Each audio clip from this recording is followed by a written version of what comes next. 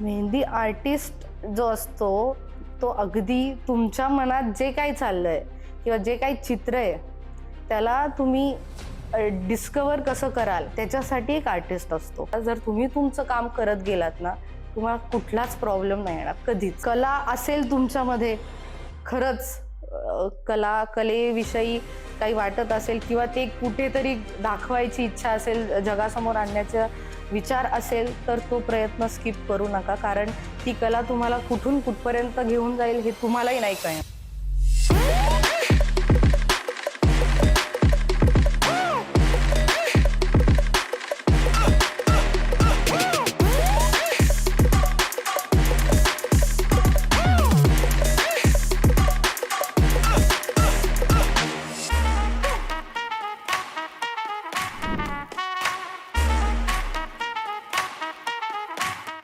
नमस्कार, मी advocate Neera Dhadge, founder of Pune women's club, तुमचं सहर्ष स्वागत करत आहे पॉडकास्ट विथ नीरामध्ये. इतक्या लोकांना भेटण्यामध्ये जो आनंद आहे आणि जी काही मजा आहे ती म्हणजे मला अनुभवायला मिळतेय, ह्याचं मला खूप कौतुक वाटतं. इतक्या लोकांमध्ये आम्ही पोहोचतो आहोत, तुमच्या स्टोरीज तुमच्यापर्यंत आणतो आहोत, काही इन्स्पायरिंग स्टोरीज आम्ही तुमच्यासाठी घेऊन येतो आहोत, ह्याचंही मला खूप कौतुक वाटतं. आणि जे लोक आमच्यापर्यंत पोहोचतायत त्यांच्या स्वतःच्या यशोगाथा सांगण्यासाठी अशा काही महिला ज्या वेगळ्या वेगळ्या क्षेत्रांमध्ये काम करतायत, IT असू दे, फिल्म्स असू दे, मेहंदी असू दे, मेकअप असू दे, इव्हन स्वयंपाक असू दे, मुलांचं पालकत्व असू दे, अशा विविध विषयांवर बोलताना मला जो आनंद होतोय तो मी तुम्हाला सांगू नाही शकत. अशाच आज आपल्याकडे एक विषय घेऊन आलेले आहेत मेहंदी आर्टिस्ट भावना.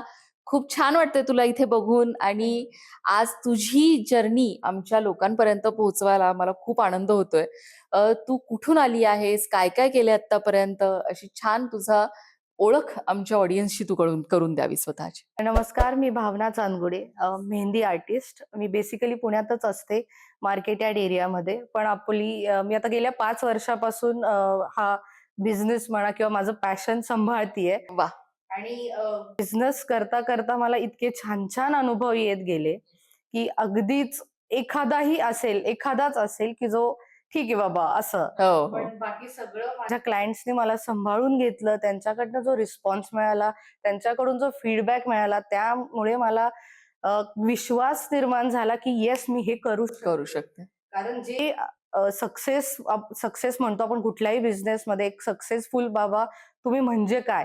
तर माझी डेफिनेशन अशी आहे की समोरचा क्लायंट जर तुमच्या कलेमुळे आनंदात किंवा सॅटिस्फाईड झाला असेल तर तिथेच तुम्ही सक्सेसफुल आहात. बरोबर. त्यामुळे तुम्हाला किती वर्षाचा एक्सपिरियन्स आहे किंवा तुम्ही अगदी नवीन आहात त्याचं काही मॅटर नाही करत. तर असं गेले 5 वर्ष मी करती आहे. खूप छान छान मला ओळखी मिळाल्या, माझं नाव झालं थोड्या लोकांमध्ये. त्यांच्यामुळे मला अजून जास्त ओळखी मिळत गेल्या आणि मग मी हे आता अजून तेच करते आहेस. ओके, मेहंदी आर्टिस्ट व्हायच्या आधीची भावना काय होती? अगदी संसारिकच होती असं म्हणा. अगदी आता म्हणजे काय करत होतीस तू याआधी? मी आधी मार्केटिंग मध्ये होते. पण लग्न झाल्यानंतर मला थोडंसं स्किप करावं लागलं. ओके. कारण माझे सासरे आजारी असल्यामुळे मला टोटली स्किप करावं लागलं. पण मला बसून राहायचंच नव्हतं. कुठून तरी आपण करू शकतो वगैरे. तर मग मी मेहंदी एक आवड असते. प्रत्येक मुलीला मेहंदी आणि रांगोळी एक असा प्रकार आहे की जो लहानपणापासून ती बघत आलेली असते. सो मी ते प्रॅक्टिस करत गेले. चला आज टाइम आहे, आज छान वाटतंय किंवा आज मूड आहे माझा खूप. तर मी अशी प्रॅक्टिस करत गेले आणि कोरोना जेव्हा आला तेव्हा ऍक्च्युली सगळं ब्लॅकआउट झालं. मी तेच विचारणार होते तुला की 5 वर्षांचा तुझा प्रवास म्हणजे 2020 पासूनचा प्रवास आहे. बरोबर कोरोनामध्ये सुरू झालेला प्रवास आहे. अगदी कसा एक्सपिरियन्स होता? एक्सपिरियन्स म्हणण्यापेक्षा पूर्ण जग थांबलं होतं. पण आता ज्यांचे एंगेजमेंट किंवा लग्न म्हणा ते ऑलरेडी बुकिंग झालेले होते. बरोबर. आणि त्या एंड मुमेंटला सुद्धा कॅन्सल सुद्धा झालेले आहेत. बरोबर. कारण तो काळच असा होता की तुम्ही ऑप्शनच नव्हता तुम्हाला.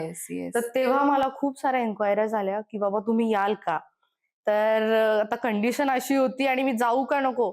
सो माझ्या मिस्टरांनी मला भयंकर सपोर्ट दिला तेव्हा आणि मी डेअरिंग करून मी तसं एक ब्राईड सक्सेसफुल केली त्याच्यानंतर मला विथ प्रिकॉशन, अगदी असं नाही, पोलिसांची वगैरे परमिशन घेऊन मी एक ब्राईड सुद्धा केली. बर त्याच्यानंतर मला एक अजून त्यांच्याच ओळखीतल्या 1-2 जणांनी विचारलं, तर एकदम पूर्ण काळजी घेऊन मी ते सुद्धा केलेलं आहे. मस्त मस्त. मेहंदी आर्टिस्ट काय असतो तुझ्या मताने? मेहंदी आर्टिस्ट जो असतो, तो अगदी तुमच्या मनात जे काही चाललंय किंवा जे काही चित्र आहे, त्याला तुम्ही डिस्कव्हर कसं कराल, त्याच्यासाठी एक आर्टिस्ट असतो. आता आता यामध्ये एक मेहंदीवाली आणि एक मेहंदी आर्टिस्ट असं खूप मोठा फरक आहे. येस मेहंदीवाली जी असते म्हणजे जे असतात, ते टिपिकली तुम्हाला विचारणार सुद्धा नाही. आपला एक ठीक आहे, काढा, काढा, येतो बस. काढा. पण जे आर्टिस्ट असतात ते क्लायंटला तेवढा वेळ देतात, किंवा तुमच्या मनात काय आहे, तुमचं रेफरन्सेस आहेत का, किंवा तुम्हाला कुठली डिझाईन हवी आहे, त्यानुसार अभ्यास करून प्रत्येक गोष्ट केली जाते. त्याला कार्यक्रम कोणता आहे? कार्यक्रम कोणता आहे. आता तर सगळे ऑलरेडी मला रेफरन्सेस मिळतात, की बाबा मला असं पाहिजे, किंवा आम्ही या डेटला इकडे इकडे भेटलो, आम्ही दुर्वांगूरला भेटलो, किंवा काहीही आम्ही चहा प्यायला भेटलो होतो, तर मला चहा पण हवा इकडे. अगदी ते म्हणजे काढण्याचा Replicate प्रयत्न करणं. आर्टिस्ट. बरोबर, बरोबर. आजकाल तर खूपच गोष्टी झालेल्या आहेत आणि मेहंदी ही अशी गोष्ट आहे ना, की किती काढली किंवा किती वेळा आपण काढली तरी ती कमीच वाटते. जसं तू आता सांगितलंस, की चहाच्या कपपासून ते लहान बाळाच्या आगमनापर्यंत किंवा लग्नापासून प्रत्येक कार्यक्रमामध्ये मेहंदी हे असते. त्याच्यामुळे करियर अपॉर्च्युनिटीज कशा आहेत ह्याच्यामध्ये असं तुला वाटतं? करिअर आत्ताचा जो सीझन चालला आहे, त्याच्यामध्ये अगदी अॅनिव्हर्सरीला सुद्धा मेहंदी काढली जाते. मग ती आजी असू दे, काकू असू दे, किंवा घरातले कोणीही असू दे. इव्हन बरोबर. फर्स्ट बर्थडेला सुद्धा काढतात मेहंदी मेहंदी. काढतात. सो बरोबर. इतकं तर ते ट्रेंडिंग चाललंय, किंवा लोकांनी मनावर घेतलेलं आहे.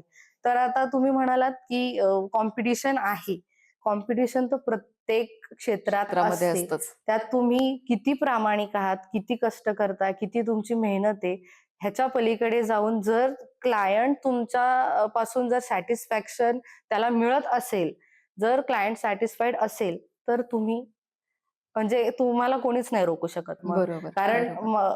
कुठलंही क्षेत्र निवडलं की तिथे अप्स अँड डाऊन तुम्हाला येणारच आहेत. बरोबर आहे. पण ते जर सोडता, त्याच्याकडे न बघता जर तुम्ही तुमचं काम करत गेलात ना, तुम्हाला कुठलाच प्रॉब्लेम नाही येणार कधीच. बरोबर. एक मेहंदी आर्टिस्ट महिन्याला कमीत कमी आणि जास्तीत जास्त किती कमवू शकते? कमीत कमी 50,000 मी म्हणेल. कमीत बर कमी. बर आणि जास्तीत जास्त 6 लाखापेक्षा जास्त. बापरे! इतकी मोठी इंडस्ट्री हो. झाली आहे. इतकी मोठी इंडस्ट्री झाली आहे. वाह! तेवढेच कॉम्पिटिशन सुद्धा वाढली आहेत. पण स्वतःवरचा विश्वास, प्रामाणिकपणा हे तुम्हाला कुठच्या कुठे घेऊन जाईल, आपल्यालाही विश्वास नाही बसणार. बरोबर, बरोबर. त्याच्यामुळे ते मेहंदी क्षेत्र, आणि मला आता हा प्लॅटफॉर्म असा आहे, की जिकडे मला अजूनही समाजामध्ये असं मेहंदीचं स्थान निर्माण करायचंय, येस. की आहे मेहंदी आर्टिस्ट आहेत आणि त्या पण करिअर करू शकतात Career करू सगळं शकतात. सांभाळून. येस. सो एक छान प्लॅटफॉर्म दिलात तुम्ही. अ, आणि खरंच मला म्हणजे इथे येण्याचा उद्देशच तो आहे, की आपण एखादं क्षेत्र निवडलंय ना, तर ते सोडून नाही द्यायचं. तिथे आहे पुढे, खूप आहे. सक्सेस तुम्हाला मिळणारच आहे. पण आता ते समाजामध्ये स्थान थोडंसं कमी आहे असं मला जेन्युइनली वाटतं, बर की किंवा रेटिंगचं म्हणा किंवा काही म्हणा. जसं तुम्ही 10 ते 6 तुम्ही जॉब करता, सेम मेहंदी आर्टिस्ट पूर्ण दिवस काम करते. सो तिला तेवढं स्थान अजून तरी नाहीये. बरं. कॉम्पिटिशन आहे, त्यांना सक्सेस आहे, अगदी छान आहे. पण समाजामध्ये अजून पण थोडी ती कमतरता आहे असं मला बरोबर. स्पेसिफिकली वाटतं. Okay, okay. आमच्या सगळ्या ऑडियन्सला तुला जर एक गोष्ट आज सांगायला सांगितली, तर तू काय सांगशील? मेहंदीच्या रिलेटेड की काहीही. एक वुमन एंटरप्रेन्योर म्हणून तू आज अशी एक कोणती गोष्ट आमच्या ऑडियन्सला सांगायला तुला आवडेल? कला असेल तुमच्यामध्ये, खरंच कलेविषयी काही वाटत असेल, किंवा ते कुठेतरी दाखवायची इच्छा असेल, जगासमोर आणण्याचा विचार असेल, तर तो प्रयत्न स्किप करू नका. कारण ती कला तुम्हाला कुठून कुठपर्यंत घेऊन जाईल हे तुम्हालाही नाही कळणार. सांगू सो शकत नाही. कला जोपासा. सगळं म्हणजे एक दिवस सगळं बंद होईल, पण कलाकार आणि कला ही जागीच राहील. म्हणजे असं मला स्वतःला वाटतं. थँक्यू सो मच भावना. तुझ्यामुळं आज एक गोष्ट तर आम्हाला नक्की कळाली, की कोणतंही क्षेत्र असू देत, म्हणजे मेहंदी घराघरामध्ये माणसं काढतात. मेहंदी आपण लहानपणापासून पाहत आलेलो आहोत. एक मुलगी आपल्या म्हणजे भारतामध्ये तरी मेहंदी ही काय म्हणतात साज शृंगाराचा एक भाग म्हणून आपण वापरतो. पण तिथून करिअरचा प्रवास आपण करू शकतो, ह्या एवढ्या गोष्टींपर्यंत पोहोचू शकतो, हे तुझ्यामुळे आज मला ऑडियन्सपर्यंत पोहोचवायला मिळालंय. Thank you so much for coming today.